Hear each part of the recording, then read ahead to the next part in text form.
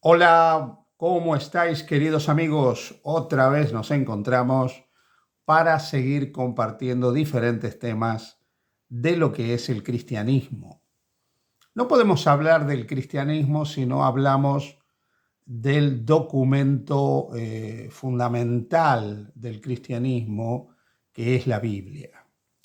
Así que antes de terminar un poco esta serie de lo que es el cristianismo, luego de haber hecho un recorrido por diferentes temas que se centraban en la persona y la obra de Jesucristo, hemos hablado también de algunos aspectos que tienen que ver con el pensamiento de Jesús, con la ética de Jesús.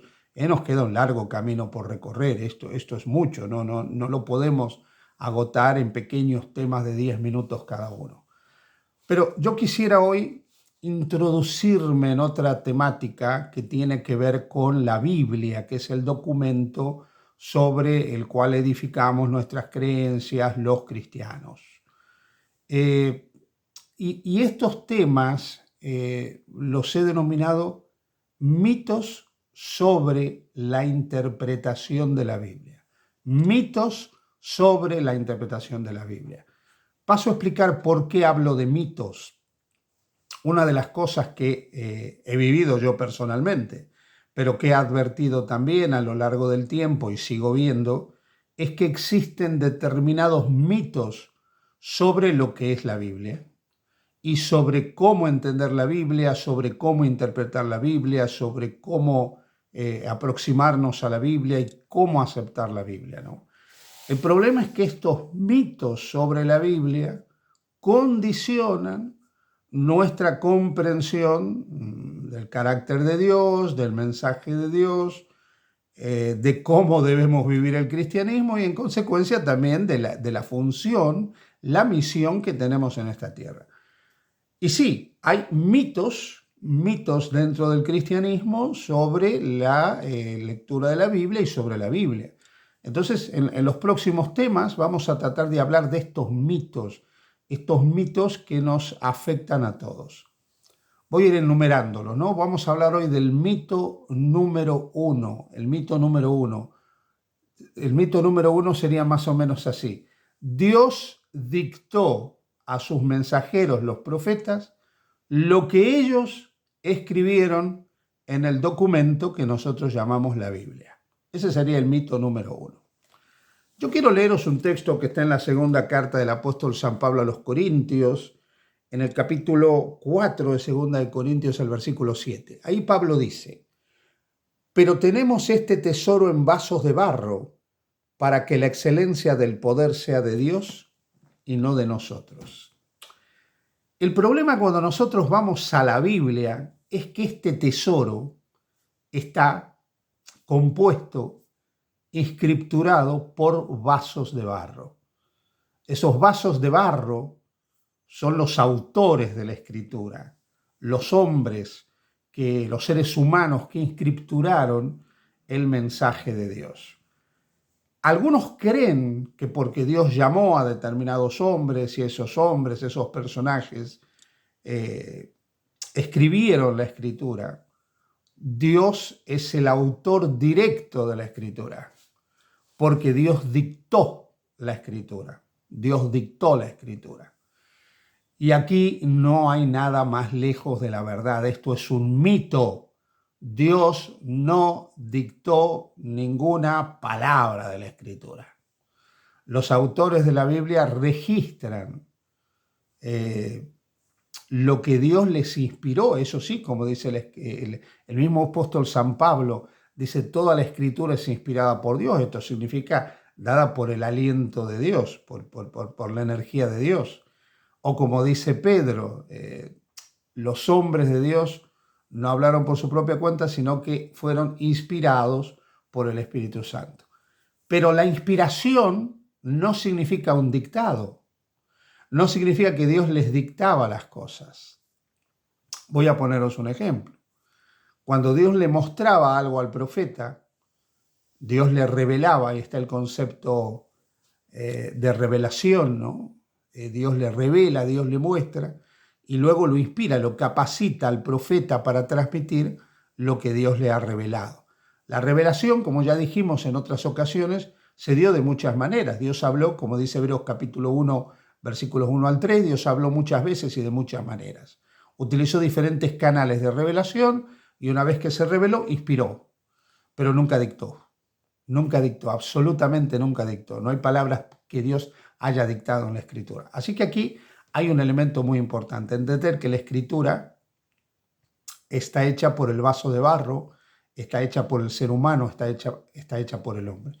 Al no haber dictado Dios directamente las palabras, hay que entender que la inspiración, cuando se nos dice que Dios, o sea que toda la Escritura es inspirada por Dios, o como dice Pedro, que los santos hombres de Dios hablaron siendo inspirados por el Espíritu Santo, ¿qué es lo que Dios inspira? Pues Dios inspira la mente del profeta, para que él transmita lo que Dios le ha revelado. Voy a poner un ejemplo para que nos podamos entender un poco más en esto.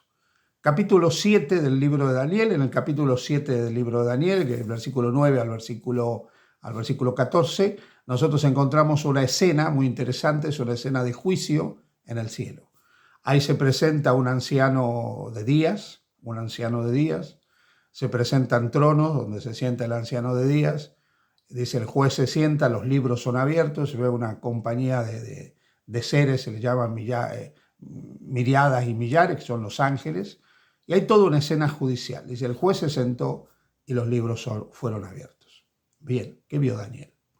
Vio un abuelito en el cielo, vio un viejito de pelo blanco como yo, un abuelete, ¿no? En el cielo, vio eso Daniel.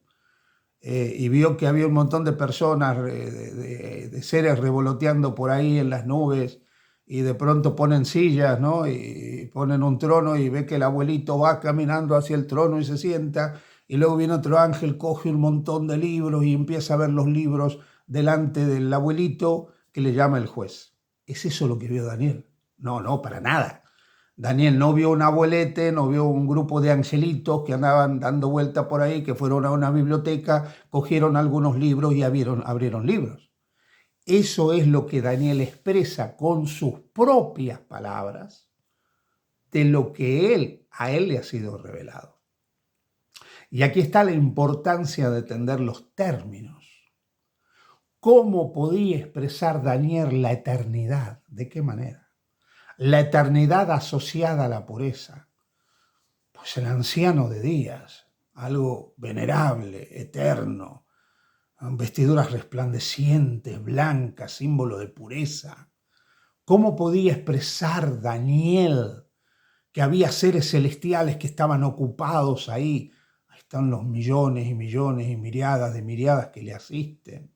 ¿Cómo podía mostrar un juzgado, algo, o sea, una escena judicial? Fueron puestos tronos, las sillas donde se sientan, los testigos, el juez, es una escena judicial, los libros. Libros, no es que hay literalmente libros como tal. Él vio que había como unos registros, él no sabía entender otra cosa y pone libros porque lo más próximo a la mente de Daniel, como un lugar donde se pueden registrar cosas son libros. Dicho sea de paso, en los días de Daniel no había libros como los tenemos hoy. Los libros son posteriores, en los días de Daniel había rollos.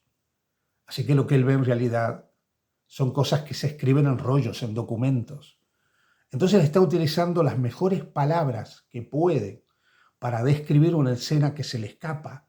Él ve un ser eterno, lleno de pureza, lleno de gloria, lleno de grandeza. Él ve que hay una escena que él identifica como un juicio, como un juzgado. Ve seres espirituales que rodean a este otro ser. Ve que se traen registros. Y él, con sus propias palabras, de acuerdo a los conocimientos que él tiene, escritura lo que Dios le ha revelado. Dios le inspira la mente para que él pueda utilizar las mejores expresiones que están a su alcance. Ahora, ¿significa que Dios es un abuelito? No. ¿Que es un abuelito venerable, de barba blanca, que está vestido de blanco? No, esos son símbolos. ¿Significa que hay libros literales en el cielo? No hay registros. Si Daniel hubiera sido un hombre del siglo XXI, de la era de la informática, su forma de expresar los registros hubiera sido otra. Entonces tenemos que entender que Dios no dicta las palabras. El profeta, con su cultura, con su comprensión, con su capacidad, muchas veces tremendamente limitada, expresa en el lenguaje humano, que es imperfecto y limitado, verdades de origen celestial. Por eso es que el mito número 1 de que Dios dictó las palabras al profeta es un error. Esto no fue nunca así. Dios no dicta las palabras. No existe la inspiración verbal, la inspiración mecánica. No es que Dios le tomaba la mano al profeta y le movía la mano para que él escribiera. No.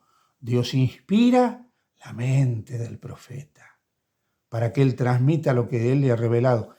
Y el profeta, inspirado por Dios, con la mente inspirada por Dios, utiliza lo que él tiene a su alcance, en su comprensión, en su capacidad para transmitir eso. Difícil tarea la del profeta, porque es humano y tenía que expresar en un lenguaje humano limitado verdades eternas. Así que, por favor, cuando vayamos a la Biblia, nunca creamos que Dios dictó las palabras que los profetas pusieron. Por eso es que comprendamos que este mensaje fue dado en vasos de barro. La excelencia es la de Dios, el mensaje es lo importante. Y el originador del mensaje, que es Dios. Y lo que tenemos que buscar es el sentido, el significado del mensaje que hay más allá de las limitadas expresiones de origen humano. Que Dios te bendiga. Feliz día junto a Jesús.